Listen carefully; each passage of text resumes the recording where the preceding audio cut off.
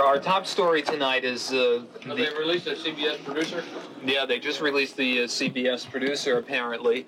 And also in Panama, the U.S. is sending 2,000 more troops to Panama. There was a lot of fighting on the streets of Romania today. The coldest day of the year. It's hit a record cold at 6 o'clock this morning. It reached 6 degrees in Central Park. The big story is the Jets getting hammered by the Bills today, and it's got to be Joe Walton's last game. Policemen turned Good Samaritans in Lincoln Park, where they donated some toys and some turkeys. 3, 2, 1. Roll 5, up effect. The newsroom. This is Channel 9 News with Reg Wells and Jennifer Villani, Lisa Willis weather, and Carl Churkin sports. Good evening, everyone. Jennifer is off tonight, but Gay Yee joins us. And our top story, more U.S. troops land in Panama. Their mission to try and get a chaotic situation under control. General Noriega remains in hiding despite a massive search. But on the plus side, 2 American hostages have been released. Charles Jaco has the latest. Chorrera is a town 50 miles west of Panama City. The Panamanian garrison there surrendered Saturday as U.S. troops captured an estimated 200 soldiers and dozens of weapons. Also Saturday, Panamanian troops guarding Panama's presidential palace gave up. According to the U.S. military, those kinds of successes have been repeated in the past few days across Panama. Thousands of Panamanian troops have been seized, along with thousands of weapons. The laying down of arms begins to tell you that we're making significant progress. And so I'd sort of say we have very good news, and much progress been made here. Several hundred members of the previously pro-Noriega National Police have surrendered. After swearing loyalty to the new U.S.-backed government, they were sworn back in to help restore order on the streets. 2,000 more U.S. troops left Fort Ord, California, Saturday for Panama. Their mission is also to restore order. They'll be patrolling the streets as MPs. American soldiers were cheered on the streets of Panama City, hailed as liberators. U.S. military pressure convinced several pro-Noriega factions to surrender their American hostages Saturday. Among them was John Meyerson, a producer for CBS News, who had been held since the invasion began. If the U.S. mission had been a little bit more successful sooner, they might have let us go, but they were afraid, I believe, to get into Panama City. There are also persistent reports that pro-Noriega forces in the country's interior have been ordered to give up and lay down their weapons. So far, U.S. forces have captured over 2,200 Panamanian soldiers and over 15,000 weapons. But they have not captured or killed Manuel Noriega, and they have not been able to stop snipers and hit-and-run attacks. Until both those things happen, American soldiers will be staying in Panama. Charles Jaco, CNN, Panama City. Now, heated debate at the United Nations tonight over the Panamanian situation. The U.S., France, and Britain used their veto power to kill a resolution condemning the U.S. military action there. Canada also backed the United States, but 10 non-aligned nations voted in favor of the resolution. Meanwhile, a group protesting the U.S. military action in Panama gathered outside McGuire Air Force Base today. Planes from McGuire were used to airlift troops and equipment to Panama. The demonstration was peaceful, and police say there were no arrests. Okay? Also, major developments tonight in Romania. Revolutionary leaders say they have captured deposed President Ceausescu. They say they will put him on trial. And Soviet leader Mikhail Gorbachev says he will not send troops into Romania to stop the fighting. Paul Davies has the latest. Daytime saw the resumption of fierce fighting, again centered on the battered television center.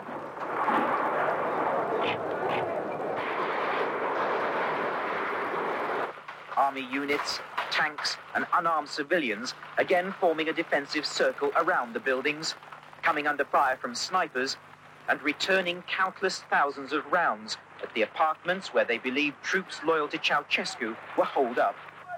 At the height of the battle, a cry for help.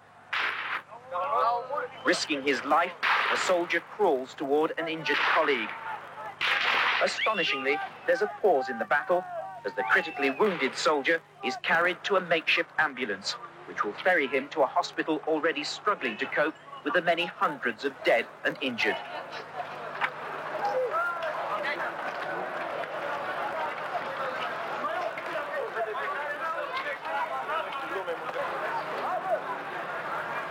The lull lasts just a few seconds, then the guns open up again. Civilians caught in the crossfire wait for a chance to escape.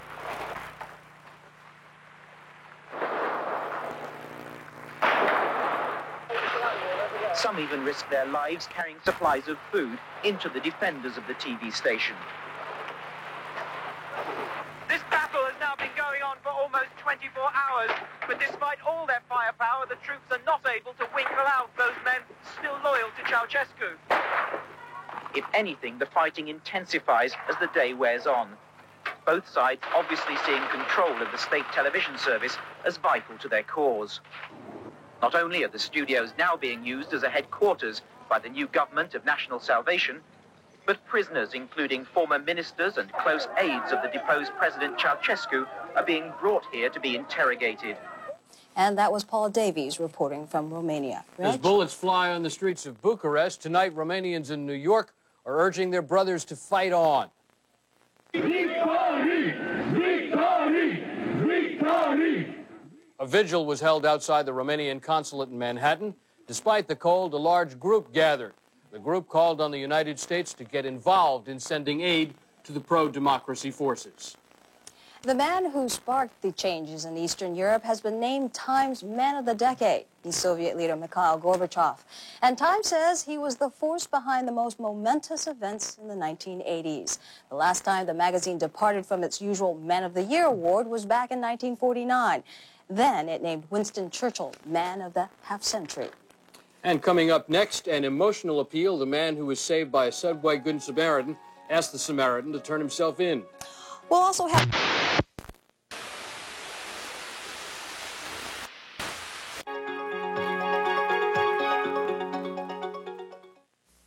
Long ago, in this Bell Atlantic neighborhood, you could hear Brahms every afternoon, played by a little girl just a telephone call away from fame. A call that introduced us all to the glorious voice of Roberta Flack. The people of Bell Atlantic have always answered the call for Roberta and for you. The sounds of Christmas. From the ancient city of Galway in Ireland. Music to warm your heart and fill you with holiday spirit.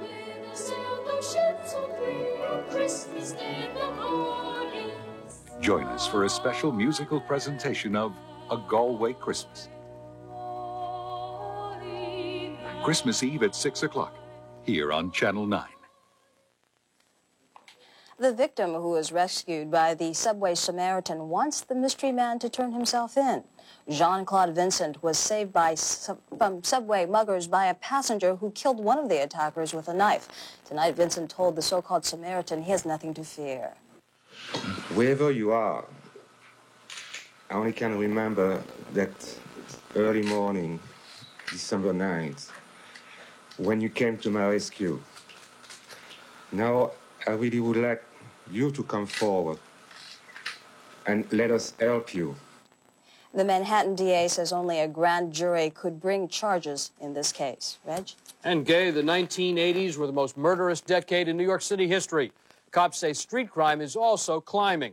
Heidi Kemp looks at the grim statistics. New York City's crime-related death toll is at an all-time high, and murder in the subway system has become almost a weekly event. Violent crime is up on the streets as well. Thursday night, a 10 patrol leader in this Bronx apartment complex was shot dead when she came upon a drug-related gun battle. And so far this year, 7 police officers have been killed.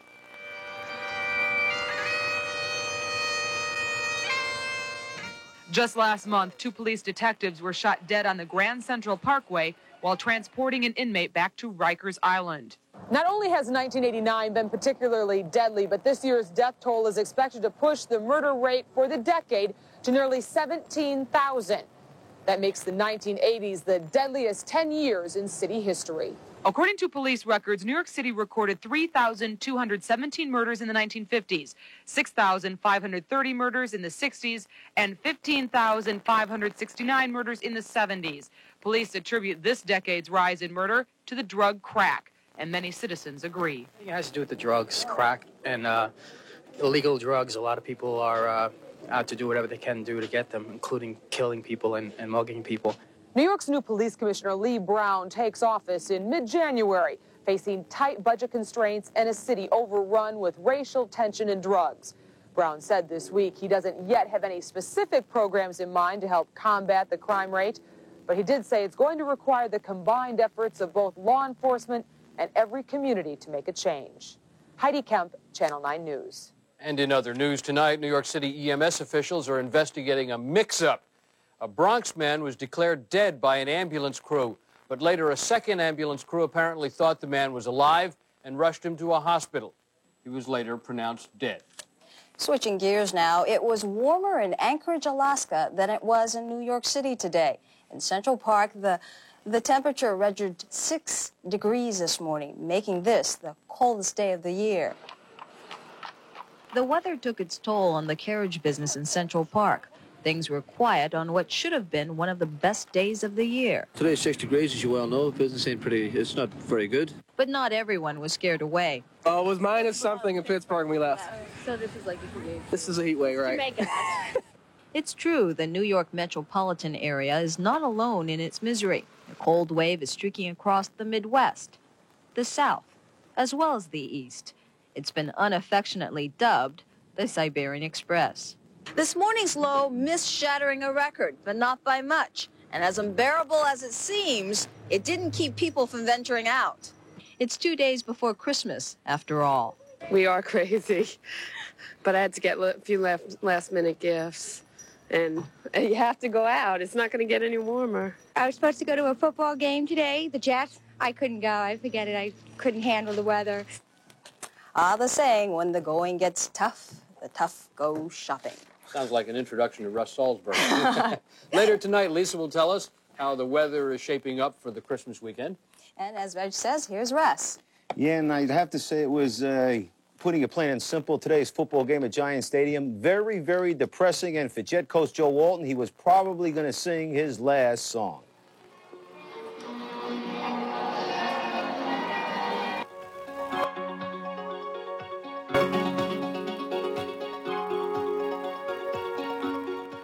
First, he rocked you with Satisfied. Then, he moved you with Right Here Waiting. Now, Richard Marx turns up the heat with Angelia. Richard Marx, repeat offender, 10 great songs, one phenomenal album. The perfect Christmas gift this year for everyone on EMI. On sale at all Sam Goody Musicland, $6.99 LP and cassette, $11.99 CD. Bonds in Chapter 11 of the Bankruptcy Code is going out of business. Further markdowns have been taken. Entire stock of famous brand men's... Toyota, I love how you set me free. Toyota. Toyota's new four-wheel drive, four-door 4Runner for 1990. Space, luxury, and V6 power. Where you go is your concern. Getting you back is ours. I love what you do for me, Toyota. Carl is off tonight. Russ is sitting in. Earlier, that woman said she didn't make the game because she thought it was too cold. Did she miss anything? It was kind of cold. It was a lot colder for Joe Walton than it was for her, I'll tell you that. I suppose if you're a Buffalo Bills fan today, was a happy one. Your guys clinched the AFC East title. But if you happen to be a Jet or a Jets fan, or Jets coach Joe Walton, today was the saddest day of a very, very sad season. Only 21,148 fans came out to brave the cold at Giant Stadium. That's the smallest crowd to attend a Jets game since back in 1963. And what emotions must have been running through Joe Walton's mind here, standing tall, singing the national anthem, when he's got to know it's his last game as Jets coach. And in the tunnel, trying to urge the Jets on for his fellow coach, look who's there, the Giants' own Bill Parcells. But it was to no avail. Third quarter, Jim Kelly from the 25 connects with James Lofton, who shakes off. James Hasty goes into the end zone for a 60-0 Bills lead. The look on Joe's face says it all. Later in the third quarter, play action. Kelly pitches to Thurman Thomas. He goes outside, back inside, breaking the tackle of Alex Gordon for a gain of 33 before Eric McMillan holds him down. Then a few plays later, Kelly goes up top 25 yards to Ronnie Harmon on the money for the touchdown. The final would be Bills 37, Jets nothing. And when it was all over, Joe Walton left the field for what has to be his last time as the head coach of the Jets. Understandably, a difficult moment for Joe, so his answers to my questions, short and brief. Joe, is today the low point of your coaching career? Well, it wasn't a high one. Would you resign rather than be fired? Nope. No. Joe's not going to resign because he's got 2 years left on a contract worth roughly $800,000 to him. But Jets owner Leon Hess could have said, Joe, you've given me your blood and guts for 7 years, resign and I'll pay you anyway. He also could have fired Joe last week instead of leaving the dirty job up to new GM Dick Steinberg, who most likely will drop the axe this Tuesday or Wednesday. But by not having the guts to do either, he had Joe Walton go out there today in a brutal situation so a national TV audience could watch a proud and decent guy get beaten into the ground. Mr. Hess, what you allowed to happen to Joe today was flat out disgusting. All right, after I got done talking with Joe, I spoke to some of his players about this very, very sad season. To lose the way we lost all season is embarrassing. I don't think I've ever been as embarrassed for myself and for my teammates and coaches as I was this year. I think it's a disappointing year for the players, the coaches, and the fans. You see a light at the end of the tunnel? Well, right now, you know, we've got to see who's going to open that first hole to bring in the light and see what Dick Steinberg's going to do in the offseason. Then, you know, I'm sure that this organization can turn it around. I don't think that we need a major overhaul. I think that, you know, we're just missing a few pieces. You know, it doesn't do you any good to say, well, if and, but, should have, could have. We just have to get better. And, you know, it starts with confidence and it starts with winning early and carrying it on. You know, you can't always be questioning yourself. No, the Jets have enough questions. What they need now is some answers. And one other Jets note today that kind of got lost in the shuffle, guard Dan Alexander, after 13 years on the job, calls it quits officially. Meanwhile, in this afternoon's game out west in the Seattle Kingdome, the Seahawks' great receiver Steve Largent played his final game and extended his consecutive game reception streak to 177. But this game belonged to the Washington Redskins. Mark Ripien here, hooking up with Gary Clark for a 44-yard strike. The final on this one, Redskins 29, Seahawks nothing. Both teams, though, out of the playoffs. And in tonight's game in Houston, in the third quarter, Browns lead the Oilers 17-10. The winner of that game clinches the AFC Central title. All right, let's now move on to the hardwood at the Garden tonight. Knicks home against their rivals, the Nets. Tough ball game. Fourth quarter, Knicks up by one. Rod Strickland behind a back. Patrick Ewing. Patrick for two of his 22, 78-75 Knicks. They went on to win at 94-85 for the Nets. Chris Morris with 22. All right, from the hardwood, let's now move on to the ice, beginning with the Rangers and Capitals at the Cap Center in Landover, Maryland. We go to the third period score, tied at 1. Who else but a former Ranger, Mike Ridley, will make it 2-1 Capitals. From there, the Caps hung on to win it by a score of 3-2. All right, at the Meadowlands tonight, third period, Blues 2, Devils 1, Mark Johnson lets one fly. Kirk Muller tips it in, game tied at a deuce. And then moving to the third period, Jersey on the power play. Brendan Shanahan on the money to John McClain for the bullseye, 3-2 Devils, and that was the final score. And at the Nassau Coliseum earlier this afternoon, third period action, Penguins Islanders tied at 5. Brent Sutter, a power play bullseye, gives the Isles the lead at 6-5. Then late in the period on yet another power play, it's Pat LaFontaine with Alan Kerr. LaFontaine cashes in number 27, 7-5 Islanders. They win it by a score of 8-6. And in college basketball this afternoon, out in Las Vegas, Nevada, it was a rematch between last year's NCAA finalists, the Seton Hall Pirates, going up against the defending champion, Michigan Wolverines. And again, it was PJ's Pirates, unfortunately, walking the plank. And again, it was Ramil Robinson pushing them over. Ramil, 27 points. There you'll see 3 of them from three-point range. For Seton Hall, though, Franz Volzy, a very impressive effort, 25 points, 12 rebounds. But it wasn't enough. The final score, Michigan 91, the Hall 86. Pirates, though, came from far back. They were once trailing by 13. One other quick local college score for you. St. John's 83, Niagara 51. Have a happy holiday. Well, I'm going to see. Oh, no. Yeah, No. for you, happy holiday. Okay, happy holidays. You got it. Who's on first? That's I don't know. Coming up next tonight, a special Christmas treat for disadvantaged kids. And the latest on the weather with Lisa. Boy, are we having some weather. Records in New York City, records in New Jersey, records in Philadelphia, Delaware, Pennsylvania. The list goes on and on. I'll have the details when we come back. Stay with us.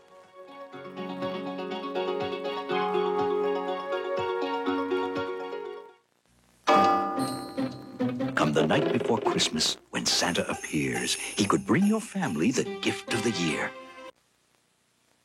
Mr. Khayyam, I hate shaving. Doug, try this Remington microscreen. It shaves as close as a blade, or your money back. No other shaver makes that promise. Smooth. Now I know why you bought the company. The Remington microscreen. Now available for the first time, the complete recordings of Olga Montero and her... Going? Dark.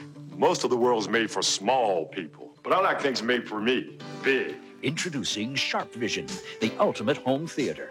A remarkable portable 100-inch LCD projection system that makes every event... a big event. Zoom from 20 inches to an amazing 100 inches big. Sports so real, it's like being back on the court again. Sharp Vision, the ultimate home theater. You don't just watch it, you live it. To live the excitement, call 1-800-BE-SHARP. Our A+ for Kids series continues tonight. Jennifer Volpe reports on a school in Manhattan where kids get a second chance. We want to do a quick circle with something you've been given or something you can give. What I've been given a second chance for my education. So have a lot of other students at Freedom Prep. The innovative dropout program operates just like an old-fashioned one-room schoolhouse, but it's in the basement of an East Side brownstone. That one schoolroom idea is to say that you are now a part of a unit that's one. We offer them an environment that they can feel comfortable in. It's a family environment. They come here, they have to know that they're part of a family. The school has shown me a lot of things. It showed me how to have more respect in myself and more confidence in myself. The classes combine the students' culture with the subject at hand, as illustrated by this math problem. Harriet Tubman led 300 Africans out of slavery. She took 20 trips. How many did she take about each time? This is true figure. We do teach them their culture. We do teach them what it means to be who you are and your connectedness to where you're from and the society that we live in now. Many of the 50 students are older than your average high school student. Some have children. That's what motivated some to try just one more time to get an education. And now that I have a son, I didn't want him to follow behind my steps and not going to school and hanging out in the streets. Since the program started in June, 7 students have already received their general equivalency diplomas. 35 others have taken the test and are awaiting the results. I'm excited about what's actually happening here. They represent that hope that we thought was dead and gone. It's like,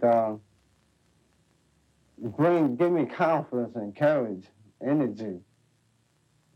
And I love them.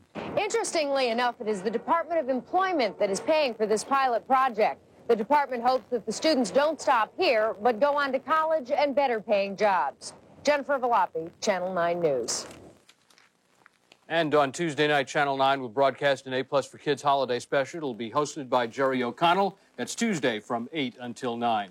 You know, Gay Yee is used to living in places like San Diego, Sacramento. She's got a heater under this desk. and San Francisco. Awfully cold. This is my first time here, first winter, and I get one like this. Welcome here, but you're going to wish you were there when I tell you about what's happened there. Stay tuned. More details to come. Let's get to our cold weather. Still bitterly frigid, and it will continue to be that way. Currently outside, we're seeing clear skies. Men at the Weather Service tell me that it's 15 degrees outside with a wind chill more like that of -3. Humidity 53%. The winds north at 14 miles per hour. Barometer steady 30.57 inches of mercury.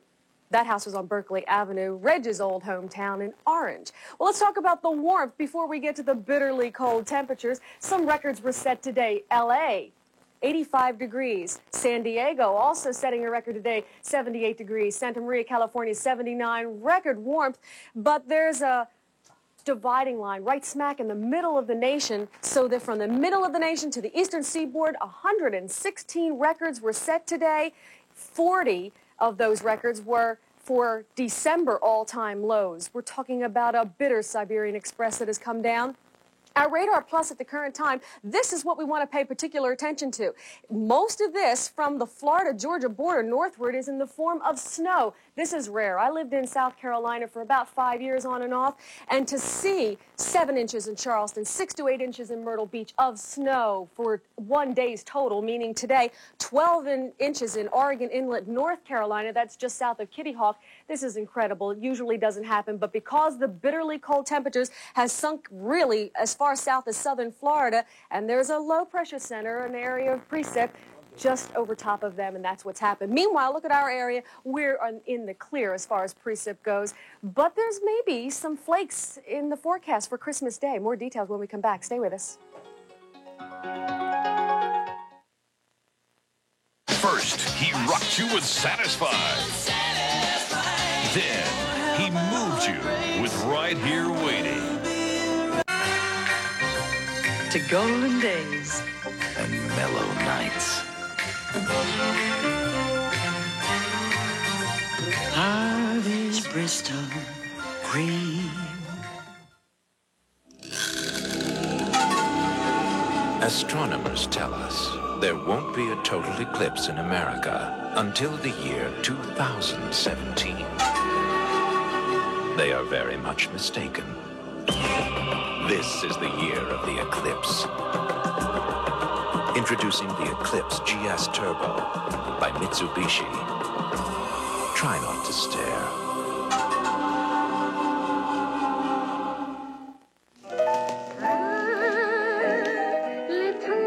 He grew up on Beluga caviar and Bizet's Carmen.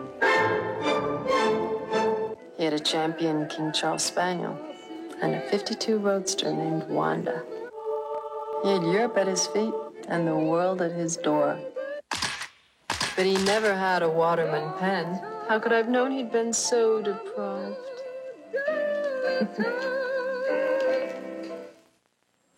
Although Central Park's record for morning low did not break a record, JFK and Newark did 8 and 7 degrees respectively.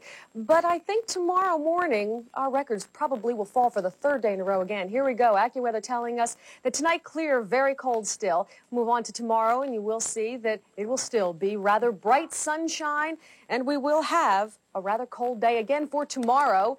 And then our afternoon highs 20 to 25. 5-day real quick, looking at possibility of a flurry or two on Christmas Day. Still cold. Tuesday, Wednesday, and Thursday, still cold, but a little more tolerable because the sunshine will be out. More moderate temperatures, too.